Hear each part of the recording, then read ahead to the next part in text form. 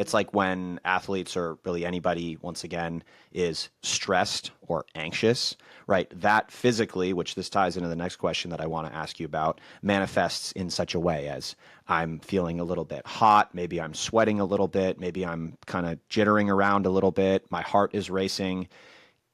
People that struggle with that sort of with those sort of physical symptoms view that as anxiety or stress and kind of tend to spiral towards the negative side of the coin.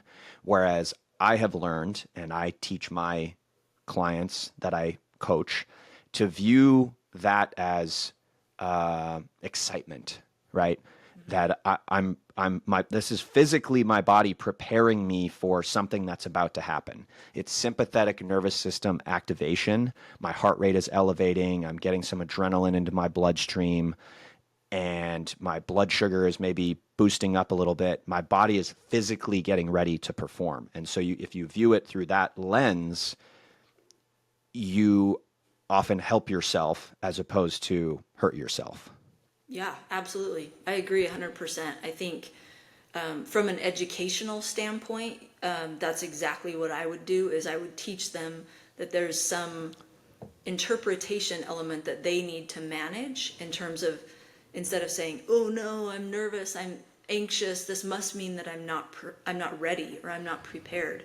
Instead, they have to take on the responsibility to I'm interpreting those symptoms, right? The normal arousal that happens in my body, I just have to interpret that in a way that's going to be helpful. So I take an educational perspective and approach to that, like you just described there, and the idea of actually teaching athletes that there's a reason why their body starts to react that way, not just physiologically, but it's usually preceded by a thought. And so your thoughts then lead to how you feel, but sometimes we don't capture that thought. We just think there's an event, like I'm getting ready for this race, and so I feel nervous. But we don't acknowledge that there's a thought in between those things, right? And that thought then leads to the ramping up of our nerves, the arousal that happens. So I try to teach athletes that like that point where you can actually make a difference, that point of impact is recognizing the thought process. And you kind of alluded to that a little bit earlier in terms of like the metacognition or thinking about our thoughts or our awareness.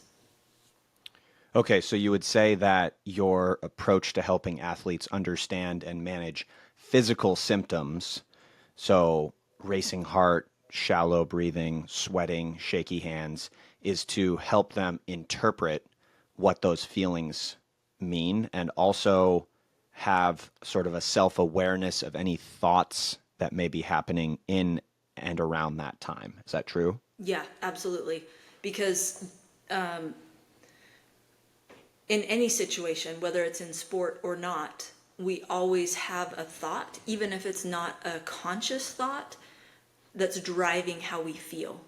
And so recognizing that that thought is sometimes skipped over, but we need to like harness that power. Like that's actually really powerful thing is like, ooh, what thought just led me to start feel butterflies or start to have my heart race?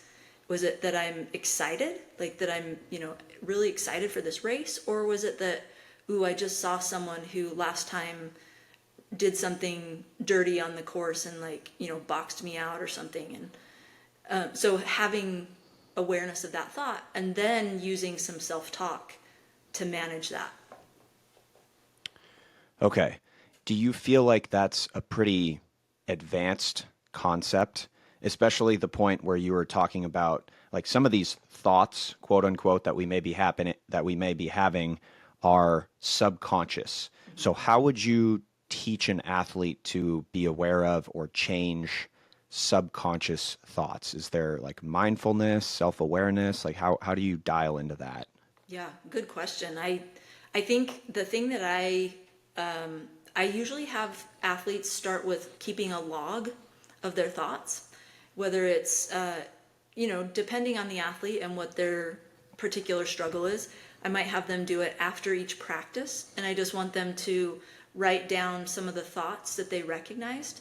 That's it. I just want them to start there by like, ooh, I had a thought during practice or whatever. Another thing, like you mentioned, is mindfulness, teaching them some strategies about just being aware of the thoughts and then letting go of those thoughts. So it starts for me, I guess, with awareness of the thoughts. That's, if you don't know that you're having those thoughts, then you can't manage them, right? And then the second piece would be managing them using mindfulness strategies. Okay, so you would say perhaps the first step is some post-activity self-reflection, for example, like looking back at the game that I just participated in or the practice that I just participated in, thinking, in a safe, quiet, certainly relatively more calm space, taking some time to reflect on what just happened and how they felt, and maybe trying to bring some awareness to some thoughts after the fact when they're not quite so distracted by the task at hand, and then going from there. Yeah. And, once they get into this space where they're aware of their thoughts, then sometimes I'll recommend that they, tentatively try this during a practice, but they wear maybe like a rubber band or something on their wrist during a practice. And then when they recognize that they have a thought that's impacting their performance, then they take the rubber band and they switch it to the opposite wrist. Just as a physical acknowledgement of, okay, I just noticed a thought, right? So it's just another like more real time practice of building awareness for the athletes. Okay, so you're giving them kind of a physical tool in the moment to help develop some awareness of what's going on.